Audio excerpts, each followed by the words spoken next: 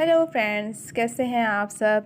जी तो मैं लेकर आई हूँ आपके लिए novel obsession with blind love की लास्ट एपिसोड। जैसा कि वादा किया था आप लोगों से कि लास्ट एपिसोड में हम राइटर का नाम अनाउंस करेंगे, तो वादे के मुताबिक हम आपके लिए राइटर का नाम अनाउंस करने वाले हैं। लेकिन उससे पहले आपको बता दें कि आप में से किसी ने भी राइटर का नाम सही गैस नहीं किया, सब ने ही गलत तुक्के लगाए हैं। जी बिल्कुल। तो आप लोगों के लिए अनाउंसमेंट थी कि सही नाम गैस करने वाले को इनाम दिया जाएगा। तो जनाब, आप में से किसी ने भी सही नाम गैस नहीं किया तो इनाम तो फिर बनता ही नहीं है। तो अब मैं बताने वाली हूँ आपको राइटर का नाम। तो ये नावल आप लोगों के लिए तहरीर किया है तूबा कामरान ने, जो आप तक अपनी आवाज़ में ही ये नावल पहुँचा रही हैं। जी जी बिल्कुल आप तक मैं ही अपना नावल पहुँचा रही हूँ। तो अब शुरू करती हूँ नावल की एपिसोड। लेकिन उससे पहले अगर आपने हमारे चैनल को सब्सक्राइब नहीं किया, लाइक नहीं किया, तो जल्दी से लाइक भी कर दीजिए, सब्सक्राइब भी कर दीजिए और बेल नोटिफिकेशन को भी प्रेस कर दीजिए, ताकि हमारे चैनल पे आने वाले ऐसे इंटरेस्टिंग नावल्स की वीडियोस की अपडेट आप तक बर वक्त पहुँच सके। तो चलें, अब बहुत मैंने आप लोगों का वक्त ले लिया है और अब मैं शुरू करती हूँ novel obsession with blind love episode 7 and the last episode. रहबर के भाई आदिल ऑफिस वर्क के लिए शहर से बाहर गए हुए थे और वहीं से रहबर की खैरियत और कुछ ज़रूरी बात करने के लिए उसको फ़ोन मिला रहे थे, मगर उसका फ़ोन एक तसलसल से बंद आ रहा था, जिस पर उनको सख्त तशवीश हुई। उन्होंने अपनी बीवी हीरा को फ़ोन करके घर जाने के लिए कहा, तो वो हामी भरती कुछ देर बाद अपने मैके से घर के लिए निकल गई। चंद मील की मुसाफत के बाद जब वो घर पहुंची तो वहाँ कोई भी नहीं था। उन्होंने रहबर के कमरे में समेत हर जगह देख लिया। रहबर तो नहीं, अलबत्ता उसका मोबाइल मिला था, जो कि चार्ज ना होने के सबब बंद हो चुका था। रहबर वैसे भी कब्रिस्तान मोबाइल लेकर नहीं जाता था, तो इसीलिए उसका मोबाइल यहीं मौजूद था। हीरा ने अदील को रहबर की गैर मौजूदगी का बताया, तो अदील ये जानकर मुतफक्किर होते सोच में पड़ गया कि रहबर कहाँ जा सकता है। उसका तो बेला और निहान के अलावा कोई दोस्त भी नहीं था, और अब तो उनसे भी दोस्ती नहीं रही थी उसकी, तो वो कहाँ है फिर। वो सख्त तशवीश में मुब्तला हीरा को वहीं रुकने का कहकर अपने काम जल्दी निपटाने लगे, ताकि फ़्लाइट पकड़कर वो अपने शहर के लिए रवाना हो सकें। उनका काम वैसे भी अब मुकम्मल होने वाला था, सो इतना कोई मसला नहीं था। दूसरी जानिब बेला की रंगत पीली जर्द होती जा रही थी। आंखों के नीचे गहरे स्याह हल्के उसको सदियों का बीमार जाहिर करते थे। उजड़े बिखरे बाल और गंदा मैला हुलिया, और कोई भी उसको देख के नहीं कह सकता था कि वही बेला है।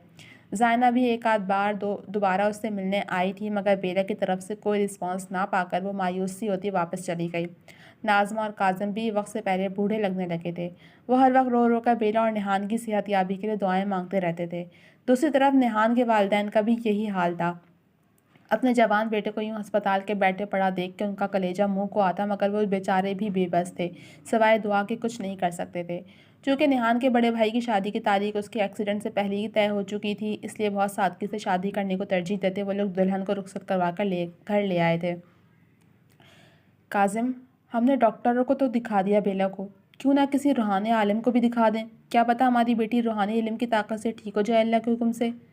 एक रोज़ नाज़मा को बैठे बैठे अचानक ख्याल आया, तो उन्होंने अपने शौहर से जिक्र किया। उनकी बात सुनकर उनके शौहर भी पुरसोच अंदाज में देखने लगे। हाँ ये तो है, जब डॉक्टरी इलाज काम ना कर रहा हो तो रूहानी इलाज की तरफ जाना चाहिए। वो भी कायल नज़र आ रहे थे। जी देखे ना, बेला की रिपोर्ट तो सब ठीक है, मगर उसका मर्ज समझ में नहीं आ रहा, तो मुझे यही हल मिला कि इसको किसी रूहानी मुआलिज को दिखाना चाहिए। शौहर को कायल देख के वो मज़ीद बोली, ठीक है, मैं किसी अच्छे और मारूफ आलिम का पता करता हूँ। वह राज़ी होते अपनी जगह से उठ खड़े हुए, ताकि किसी अच्छे आलिम के बारे में मालूमात ले सकें। अदील फ़्लाइट लेकर पहुंच गए थे, मगर रहबर का कुछ पता नहीं था। उनकी समझ नहीं आ रहा था कि वो किससे मालूम करें रहबर का। जहाँ तक उनकी सोच गई, उन्होंने पता करवाया, मगर हर तरफ से मायूसी ही मिली थी। थक हार के उन्होंने पुलिस में रहबर की गुमशुदगी की रिपोर्ट दर्ज करवा दी। पुलिस ने उनको यकीन दिलाया था कि वो जल्द ही उनके भाई को ढूंढ निकालेंगे, मगर क्या वाकई? अदील शिकस्ता कदमों से घर की तरफ लौट गए थे। दूसरी तरफ रहबर उस छोटे से कमरे में उस चारपाई पे बेयारो मददगार लेटा बेतहाशा आंसू बहा चुका था, इतने कि अब उसकी आंखें भी खुश्क हो गई थीं। मगर उसकी तकलीफ़, उसकी अज़्ज़त ख़त्म नहीं हो रही थी, और होती भी कैसे, उसका फ़ेल ही ऐसा था। उसको अपने मकरूह फ़अल की सज़ा मिल रही थी, जो ताहयात मिलनी थी, लेकिन अभी तो मौत के बाद उसका अलग से हिसाब होना बाकी था। کاظم نے اپنے کسی جاننے والے سے کسی روحانی معالج کا معلوم کروا لیا تھا جو قرآنی آیات اور دعاؤں کے ذریعے عمل کرتے تھے۔ کاظم اور ناظمہ ساری معلومات لے کر بیلا کو ان کے پاس لے گئے۔ بیلا کی حالت دیکھ کے انہوں نے کچھ پڑھ کے اسے پھونک ماری تو بیلا بے ہوش ہو کر ماں کی باہوں میں جھول گئی۔ ناظمہ نے بیٹی کا سر اپنی گود میں رکھا اور اس کے بالوں میں انگلیاں چلانے لگیں۔ وہ عالم کچھ پڑھتے ہی پڑھتے مراقبے میں چلے گئے جہاں انہوں نے اپنے علم کے ذریعے پتہ لگوایا۔ آنکھیں کھولتے وہ ان دونوں سے ہم کلام ہوئے۔ اس بچی پہ کالے جادو کا اثر ہے جو کہ عمل کے ذریعے اس کے دماغ کو قابو میں کیا گیا ہے اور ایک مشروب پلا کر اس کے ذریعے اس کے جسم تک رسائی حاصل کی گئی ہے۔ ان کے دل دوز انکشاف نے کاظم اور ناظمہ کے ہوش اڑا دیے تھے۔ کس نے کیا ہے ایسا؟ ناظمہ نے ہونق پن سے بیلا کے چہرے کی اور دیکھا جس کا رنگ پیلا زرد ہو رہا تھا۔ انہوں نے نرمی سے جھلملاتی آنکھیں لیے لڑکھڑائے لہجے میں پوچھا، ہمیں نام بتانے کی اجازت نہیں ہوتی، بس فقط اتنا جان لیں کہ وہ جو گئی بھی ہے اب اپنے منطقی انجام تک پہنچ چکا ہے۔ انہوں نے صاف گوئی سے کہا، ہماری بچی ٹھیک ہو جائے گی نا؟ کاظم نے بیٹی کے سر پہ ہاتھ رکھتے ایک آس لیے پوچھا۔ جی، جس نے عمل کیا ہے اس کا عمل پورا نہیں ہو سکا تو انشاءاللہ چند ماہ لگیں گے آپ کی بیٹی کے مکمل ٹھیک ہونے میں۔ ہاں، اگر وہ اپنا عمل پورا کر لیتا تو شاید بہت مشکل ہوتا۔ خیر، کچھ عمل میں کروں گا، کچھ دعاؤں اور وظائف کے ذریعے آپ لوگ کریں گے تو آپ کی بیٹی جلد ٹھیک ہو جائے گی۔ انہوں نے بتاتے ہوئے مزید انکشاف کیا تو ناظمہ اور کاظم کا دل کانپ اٹھا یہ سوچ کر کہ بھلا ان کی بیٹی کی کسی سے کیا دشمنی ہو سکتی ہے۔ ان کی تو رہبر کی طرف سوچ بھی نہیں جا سکتی تھی۔ ناظمہ نے جھک کر بیٹی کا ماتھا چوما تو ان کی آنکھوں سے اشک اس کی بند آنکھوں کے پپوٹوں پہ گر پڑے۔ ہم سب کچھ کریں گے جو آپ کہیں گے، بس آپ بھی اپنا عمل شروع کر دیں، کاظم نے بے تابی سے کہا۔ ٹھیک ہے، فی الحال اب گھر جا کر سورہ بقرہ کی تلاوت لگائیں اور چند وظائف دے رہا ہوں یہ پڑھیں، اور آپ بچی کی پہنی ہوئی قمیض لے کر آئیے گا، پھر میں عمل کروں گا۔ عالم صاحب نے تاکید کرتے ایک پرچہ ان کی طرف بڑھایا جس پہ دعائیں اور وظائف درج تھے۔ کاظم نے سر اس بات میں ہلاتے ان کے ہاتھ سے وہ پرچہ لے لیا۔ عالم صاحب نے بیلا پہ سورہ فلق اور سورہ ناس 3 دفعہ پڑھ کے پھونک ماری اور مزید کچھ دعائیں پڑھ کے پانی پہ دم کر کے اس کا چھڑکاؤ بیلا پہ کیا تو بیلا کو ہوش آ گیا۔ ناظمہ بیٹی کو ہوش میں دیکھ کر اس کو خود سے لپٹانے لگیں۔ عالم صاحب کی ہدایت پہ وہ دونوں بیلا کو وہاں سے لے کر اٹھ گئے۔ پولیس نے رہبر کا موبائل منگوایا تھا تاکہ اس کے موبائل کی مکمل چھان بین کر کے دیکھیں، شاید کچھ پتہ چل سکے۔ اس کے messages, contact list, WhatsApp سب کو چھان مارا تھا مگر کچھ نہیں ملا۔ کال لاگ میں ایک ان نون نمبر تھا جس سے بس ایک ہی دفعہ کال ملائی گئی تھی اور وہ نمبر اسی عامل کا تھا۔ اس نمبر پہ پولیس نے عدیل کو بتاتے کال ملائی تھی مگر وہ نمبر بند جا رہا تھا۔ پولیس نے یوں ہی سرچنگ کرتے سوشل میڈیا ایپس بھی کھنگال ڈالیں۔ جب یوٹیوب پہ ہسٹری میں ان کو چند ویڈیوز کالے جادو کے متعلق نظر آئیں اور پھر ایک ویڈیو میں درج نمبر پہ پولیس چونکی تھی۔ اپنے شک کو دور کرنے کے لیے اس نے وہ کال لاگ والا نمبر اس نمبر سے ملایا تو نمبر میچ کر گیا۔ جناب یہ دیکھیں، آپ کا بھائی کالے جادو کے متعلق ویڈیوز دیکھتا تھا اور یہ نمبر بھی میچ کر گیا ہے۔ یقیناً آپ کا بھائی اس عمل میں پڑ گیا۔ اور آپ کیا کہنا چاہتے ہیں کہ میرے بھائی نے کالے جادو جیسے غلیظ عمل کا ارتکاب کیا ہے؟ مگر وہ ایسا کیوں کرے گا؟ عدیل تو غصے سے پھٹ ہی پڑے تھے۔ دیکھیں جناب، کوئی بھی چکر ہو سکتا ہے، پیسہ حاصل کرنا، محبوب کو قدموں میں لانا۔ انسپکٹر ابھی اور بھی بہت کچھ کہہ رہا تھا مگر عدیل کی سوئی محبوب کو قدموں میں لانا پہ اٹک گئی۔ کہیں ایسا تو نہیں کہ بیلا کو حاصل کرنے کے لیے وہ… اس سوچ کے آتے ہی انہوں نے وہیں بیٹھے بیٹھے اپنا ماتھا پیٹ لیا۔ اگر ایسا ہی ہوا تھا تو وجہ بس یہی تھی، اس کے علاوہ تو کچھ بھی نہیں۔ روپے پیسے کی تو کوئی کمی نہیں تھی۔ انسپکٹر مزید کچھ کہتا پوچھ رہا تھا مگر وہ کوئی جواب دیے بغیر رہبر کا موبائل لیتے کسی ہارے ہوئے جواری کی طرح وہاں سے اٹھ کر نکل گئے۔ کسی کمزور باپ کی طرح ان کے کندھے اس وقت جھکے ہوئے لگ رہے تھے۔ ماں باپ کے گزر جانے کے بعد در حقیقت انہوں نے اپنے سے 5 سال چھوٹے رہبر کو اپنی اولاد کی طرح سمجھا تھا۔ وہ بلا شبہ اس سے بہت محبت کرتے تھے، اس کی ہر خواہش زبان سے نکلتے ہی پوری کی تھی، کبھی روک ٹوک نہیں کی اس پہ، اور رہبر نے بھی کبھی ان کو مایوس نہیں کیا تھا۔ وہ ایک بہت سلجھا ہوا لڑکا تھا جس کی طرف سے ان کو کبھی کسی پریشانی کا سامنا نہیں اٹھانا پڑا تھا، مگر یوں ایسے حالات بھی پیدا ہو جائیں گے ان کے تو وہم و گمان میں بھی نہ گزرا تھا۔ پولیس اسٹیشن سے نکل کر انہوں نے نگاہ اٹھا کر آسمان کی طرف کی جہاں بادلوں سے مبرہ صاف آسمان پہ پرندے یہاں سے وہاں اڑان بھرتے پھر رہے تھے۔ یا اللہ، تو رحم کر، اگر رہبر نے ایسے راستے کا انتخاب کیا ہے تو اس کی اس معاملے میں مدد نہ کر اور اس کو راہ راست پہ لے آ، آمین۔ نم آنکھوں سے وہ اپنے بھائی کے حق میں دعا کرنے لگے جو عرش تک نہیں پہنچی تھی۔ وقت کسی کے لیے کچھوے کی رفتار اختیار کرتے نہایت سست روی سے چلتا ہے تو کسی کے لیے خرگوش کی رفتار اختیار کرتا بھاگم بھاگ گزر جاتا ہے۔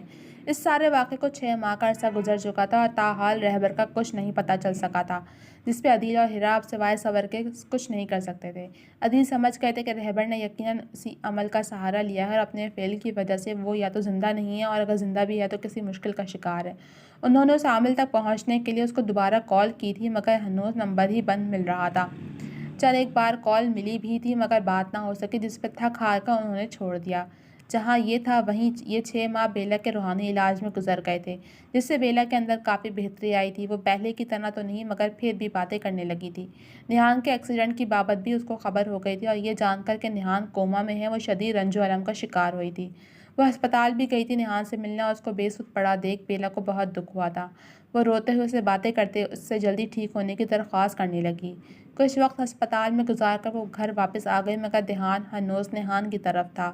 رابیل بھی ان دنوں اپنے شہر آئی ہوئی تھی تو بیلا سے ملنے آئی تھی۔ اس کی حالت دیکھ کر اس کو بہت دکھ ہوا تھا۔ تم اور رہبر ہم نے ایک ساتھ کتنا اچھا گزارا ہے، پھر نیہان کے آنے اور میرے چلے جانے کے بعد کتنا کچھ بدل گیا بیلا، یہاں تک کہ تمہارے رہبر کے لیے جذبات بھی۔ ہاں رابی، پتہ ہی نہیں چلا کب میرے جذبات نیہان کے لیے پنپنے لگے اور صرف میں ہی نہیں نیہان بھی مجھ سے محبت کرتا ہے، مگر اس وقت وہ کوما میں ہے۔ دعا کرو رابی وہ ٹھیک ہو جائے ورنہ میں جی نہیں پاؤں گی۔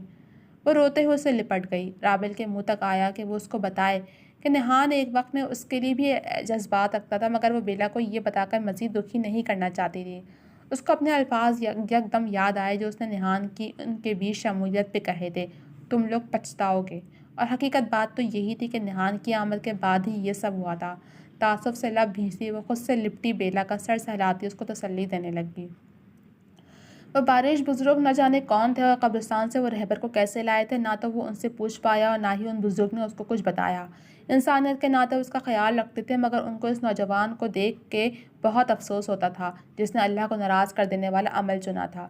چند ہفتے مزید یوں ہی گزر گئے تھے۔ رہبر سے سخت کر اپنی زندگی کے دن گزارتا بالآخر ایک روز موت سے گلے جا ملا تھا۔ اس دوران بیلا کا علاج مکمل ہو گیا اور وہ بالکل ٹھیک ہو گئی تھی، البتہ نیہان کی حالت میں کوئی فرق نہیں پڑا تھا۔ وہ ویسے ہی بیڈ پہ بے سود پڑا ہوا تھا۔ بیلا یہ جان کر کہ اس پہ کالے جادو کا عمل ہوا تھا اس کا رد عمل بھی اپنے ماں باپ سے مختلف نہیں تھا۔ اس کو مکمل یقین تو نہیں، ہاں شک ضرور ہوا کہ کہیں یہ کام رہبر کا تو نہیں، کیونکہ ایک عرصے سے وہ منظر سے بالکل غائب تھا۔ اگرچہ عدیل نے رہبر کی گمشدگی کے بارے میں کسی کو کچھ نہیں بتایا تھا مگر ایسی باتیں بھلا کتنا چھپ سکتی ہیں۔ اس کی گمشدگی اور اپنے بھائی کی یاد میں عدیل کا غمگین رہ کر بیمار رہنا اس بات کی واضح عکاسی کر رہا تھا، سو یہ بات ان لوگوں تک بھی پہنچ چکی تھی اور اس کی اتنے عرصے کی گمشدگی پہ بیلا کا شک یقین میں بدل گیا کہ رہبر ہی اس سب کے پیچھے تھا۔ عدیل سے رہبر کے حوالے سے پوچھنے پہ انہوں نے لا علمی کا اظہار کیا مگر زیادہ دیر خود پہ ضبط نہ کر پائے اور پھپک کے روتے معافی مانگتے کاظم سے لپٹ گئے۔ یہ بات ایسی تو نہیں تھی کہ معاف کر دی جاتی مگر اس میں عدیل کا کوئی قصور نہیں تھا، سو کاظم اور ناظمہ نے ان کو معاف کر دیا جبکہ بیلا کافی افسوس ملتی رہ گئی۔ کہیں نہ کہیں وہ اس کی ذمہ دار خود کو بھی ٹھہرا رہی تھی کہ اس نے رہبر کو دھوکہ دیا تھا مگر اس کا مطلب یہ تو نہیں تھا کہ رہبر اس طرح کرتا۔ بیلا صحت یاب ہونے کے بعد روز نیہان کے پاس ہسپتال جاتی تھی، اس کے نزدیک بیٹھ کے پہروں اس کا چہرہ تکتی رہتی، اس سے باتیں کرتی اور پھر اٹھ کے واپس چلی جاتی۔ اس روز بھی وہ نیہان کے پاس بیٹھی ہوئی تھی، اس سے باتیں کر رہی تھی اور باتوں کے دوران ہی اس نے نیہان سے کہا، نیہان تمہیں پتہ ہے کہ مجھ پر کالا جادو کروایا تھا اور کروانے والا رہبر تھا؟ کتنی عجیب بات ہے نا، مجھے تو یقین ہی نہیں ہو رہا کہ رہبر ایسا کر سکتا ہے میرے ساتھ۔ مانتی ہوں کہ میں نے اس کو دھوکہ دیا لیکن اس کی اتنی بڑی سزا۔ خیر تم جلدی سے ٹھیک ہو جاؤ بس، پھر ہم فوراً شادی کر لیں گے۔ اب میں مزید تاخیر نہیں چاہتی کہ پہلے ہی بہت دیر ہو چکی ہے۔ میں اب تمہارے ساتھ کھل کے جینا چاہتی ہوں نیہان، تمہاری سنگت میں رہ کر تمہیں محسوس کرنا چاہتی ہوں۔ اس بے ہوش و بیگانہ وجود کے کندھے پر سر ٹکائے وہ نرم لہجے میں اپنی دلی کیفیت کا اظہار کر رہی تھی جو شاید نیہان سن تو رہا تھا مگر کوئی بھی رد عمل دینے سے قاصر تھا۔ دعائیں تو مسلسل اس کے لیے سبھی کیا کرتے تھے۔ بیلا بھی نماز کی پابندی کرنے لگی تھی اور ہر نماز کے بعد اللہ سے اپنے گناہوں کی معافی مانگ کر نیہان کی صحت یابی کے لیے دعائیں مانگتی۔ ایک روز سب کی دعائیں رنگ لے آئیں اور نیہان کو ہوش آ گیا۔ ڈاکٹر نے جب یہ خوشخبری سنائی تو سب کے مرجھائے چہرے خوشی سے کھل اٹھے تھے۔ نیہان کے مکمل صحت یابی کے بعد اس کی اور بیلا کی خواہش پہ شادی کی تاریخ اگلے 1 ماہ بعد کی طے کر دی گئی۔ اگلے چند روز بعد بیلا نیہان کو اپنے اوپر گزری رودات بتا چکی تھی۔ نیہان کو بھی رہبر کی غیر موجودگی محسوس کر کے اس بات کا یقین ہو چلا تھا کہ اس سب کے پیچھے رہبر کا ہی ہاتھ تھا۔ اس پل اس کا دل دکھ کے ساتھ وحشت سے بھی بھرا تھا۔ اگر جو رہبر بیلا کو اس کالے اور غلیظ عمل کے ذریعے حاصل کر لیتا تو کیا ہوتا؟ اس کے ذہن میں اس پل یہ بھی کلک ہوا کہ کہیں اس کا ایکسیڈنٹ بھی تو رہبر نے نہیں کروایا تھا۔ یہ ساری الجھنیں اس کو بری طرح الجھا رہی تھیں، لیکن پھر ہر سوچ کو پرے جھٹک کر وہ اللہ کا شکر ادا کرنے لگا کہ ایسا کچھ بھی نہیں ہوا، بلکہ بیلا اور وہ اب ایک ساتھ تا حیات خوشگوار زندگی گزاریں گے۔ 1 ماہ بعد پھولوں کے سیج سے بیٹھی دلہن آپے کے روپ میں سجی سمری بیلا نیہان کی آمد کا شدت سے انتظار کر رہی تھی۔ بالآخر اس کا انتظار مکمل ہوا اور اب فرش شیروانی میں ملبوس نکھرا نکھرا سا نیہان دلہا بنا کمرے میں داخل ہوا۔ پھولوں سے سجی سیج کے درمیان اپنی محبوب بیوی کو دیکھ اس کے لب دل فریب مسکراہٹ میں ڈھلے تھے۔ وہ نپے تلے قدم اٹھاتا بیڈ کے قریب چلا آیا، پھولوں کی لڑیاں ہٹا کر کوہنی کے بل بیڈ پہ ٹک گیا۔ بیلا کا گھونگھٹ نہیں ڈلا ہوا تھا، نفاست سے کیے گئے میک اپ میں اس کے حسین نقوش مزید حسین لگتے اس کو قاتل روپ دے رہے تھے۔ نیہان نے اس کا گود میں دھرا حنائی ہاتھ اپنے ہاتھ میں لیا اور اس کی پشت اپنے انگوٹھے سے سہلانے لگا۔ کچھ بولو گے بھی یا یوں ہی چپ رہو گے؟ بیلا نے اس کے اتنی دیر سے خاموش رہنے پہ خفیف سا طنز کیا۔ نیہان مسکراتے ہوئے سیدھا ہوا اور اس کے ہاتھ کی پشت پہ نرمی سے بوسہ دیا، پھر گہرا پرسکون سانس خارج کرتے گویا ہوا، بس یہ سب ایک خواب سا لگ رہا ہے، ایسا لگ رہا ہے جیسے میں ابھی بھی گہری نیند میں ہوں اور نیند سے جاگوں گا تو یہ خواب ٹوٹ جائے گا۔ اس کے کھوئے کھوئے انداز سے بیلا نے پہلے منہ بنایا، پھر یکدم اس کو شرارت سوجھی۔ اس نے دوسرے ہاتھ سے اس کے بازو میں ایک زور کی چٹکی بھری۔ یہ کیا کر رہی ہو؟ اس کا ہاتھ چھوڑ وہ اپنا بازو سہلاتے ماتھے پہ بل ڈالے اس کو دیکھنے لگا۔ تم کو یہ یقین دلانے کی کوشش کہ تم خواب نہیں حقیقت کی دنیا میں موجود ہو، اور میں تمہارے سامنے تمہاری دلہن بن کے بیٹھی ہوں اور تم ہو جو یہ ماننے کو تیار نہیں ہو۔ بیلا نے ٹھوری کے نیچے اپنا حنائی ہاتھ ٹکاتے وجہ بیان کی تو نیہان آنکھیں میچے اس کو دیکھنے لگا۔ اچھا تو یہ بات ہے۔ وہ آنکھوں میں شرارت لیے اس کے قریب ہوا تو یوں اچانک اس کے قریب آنے پہ بیلا کی سانسیں رک سی گئیں، مگر اگلے پل نیہان کے گدگدیاں کرنے کے سبب کمرہ بیلا کے کہکوں اور چوڑیوں کے چھن چھن سے گونجنے لگا۔ بیلا اپنا بچاؤ کرنے کے لیے خود بھی اس کو گدگدی کرنا چاہ رہی تھی، مگر کامیاب نہیں ہو رہی تھی۔ بس نیہان میرا پیٹ۔ ہنستے ہنستے وہ بری طرح دوہری ہوتی اس کو روکنے کی کوشش کرنے لگی تو نیہان کو بھی بالآخر اس پر ترس آ گیا۔ ہنستے ہوئے وہ پیچھے ہوا تو بیلا گہرے گہرے سانس لیتی بیک گراؤنڈ سے ٹیک لگا گئی۔ ہنسنے کے باعث اس کی آنکھوں سے پانی بہہ رہا تھا۔